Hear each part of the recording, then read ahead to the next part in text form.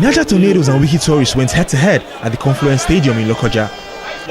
Tornadoes have gone 2 games without a win, while WIKKI had lost just once in 5 but were sitting dangerously close to the drop zone.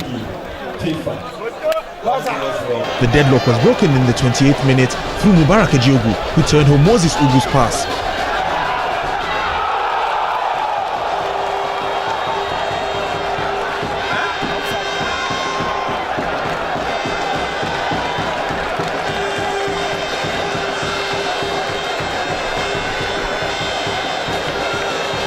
WIKKI had the chance to draw level on 40 minutes when Habibu Abdul Karim was sent through on goal, but Gwaza Iorliam made a last-ditch tackle to deny the striker.